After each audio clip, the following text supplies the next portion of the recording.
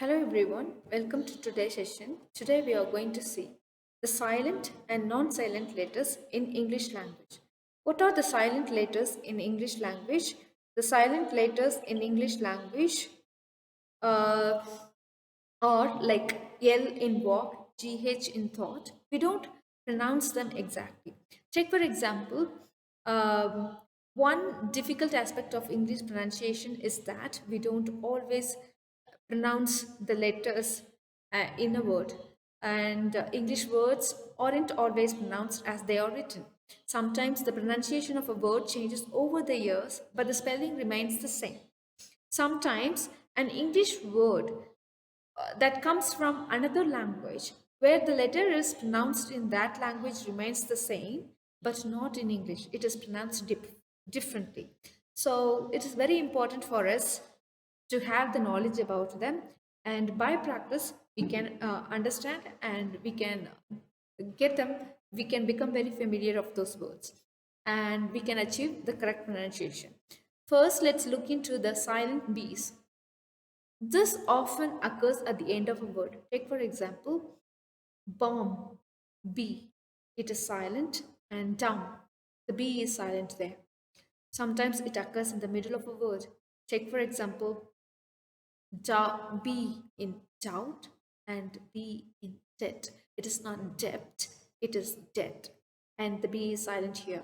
And the next one is the silent C, as in seen, signs, fashionate, and muscle. We don't call it as muscle, it is muscle.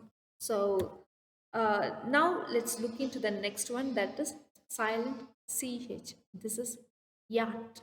It is not yacht, it is yacht. And the silent d, most of us make mistake here. It is not Wednesday, it is Wednesday. It is Wednesday. And as the silent D in handkerchief, it is not handkerchief, it is handkerchief. Handkerchief. And the next one is silent E, as in rope and come. We don't say ropey or cummy. We say rope and come. And the middle, it occurs, the silent E occurs in the middle of the evening, as in the evening. Evening, it is not evening, it is evening. And it is interesting, as in sight and able. The next one is silent G, as in sign, campaign, design, resign. We don't pronounce G there, but we'll have to obviously write it in written communication, written language, otherwise it will be considered as a mistake. As we omit the sound, we don't need to omit the letters in words when we write. The next one is silent GH, as in high, higher, thigh. It is just TI, thigh. It is not thigh, it is thigh. And light, thought, enough, tough. We don't pronounce GH. Rather, we use another sound, that is sound. And the next one is H, silent H. H is often silent at the end after C. Take for example, ache, a, echo, chemistry. It's not chemistry, it's chemistry. And school.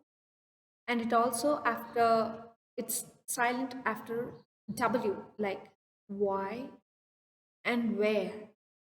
And it also occurs in the beginning, like honest. It is not honest, it is honest. First we have vowel sound or, and in the next one as well as r. It is not hover, it's r. The next one is silent I, as in business and parliament. It is not parliament, it is parliament. Parliament. And this is business. It's not business, it is business. And the next one is silent K. Silent K occurs before N. Take for example, know, new, knowledge.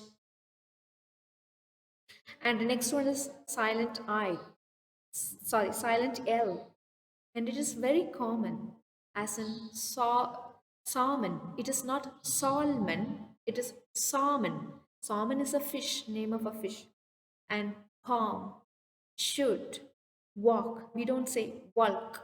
We say just walk. L is missing. It is silent.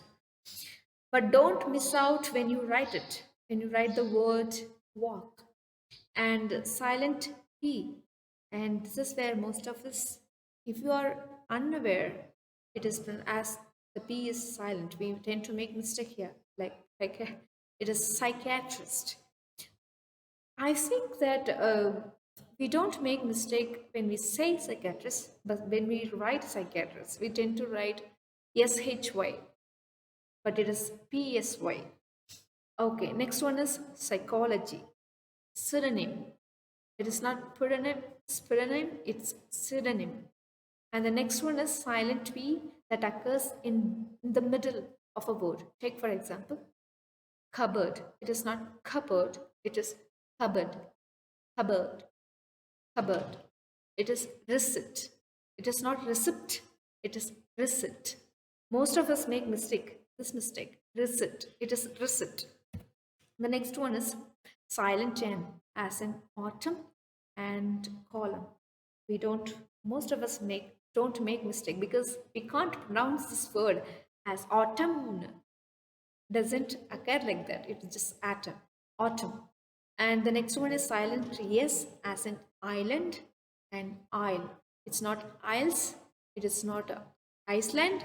Most of us say it is Iceland, it is island, and it is isle. And the next one is silent T. Silent T as in listen. It is listen. It is not listen. It is listen. And fasten. It is not fasten. It is fasten.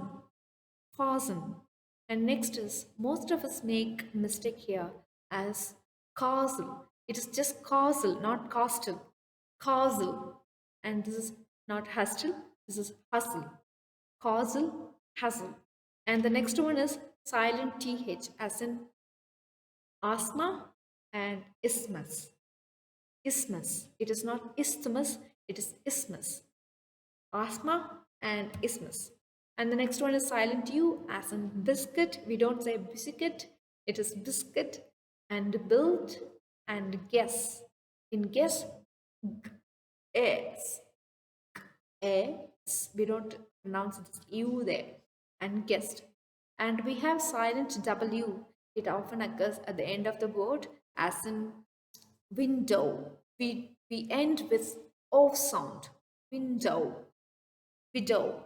Yellow.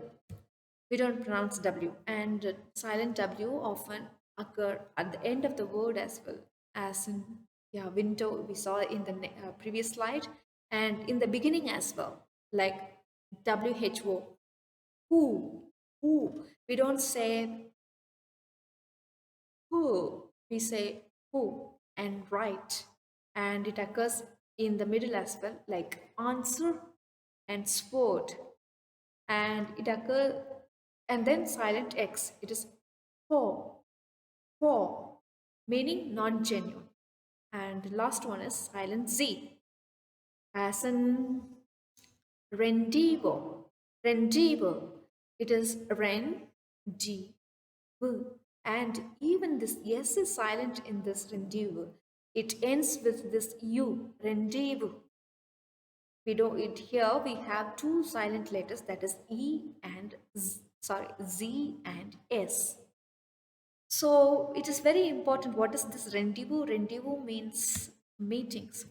And as we have silent letters, we also have non-silent letters which should be pronounced, because these words are borrowed from other language, like resume and epitome. We should not miss that A at the end. So this is non-silent letters. Most of you say resume. It is not resume, and it is epitome.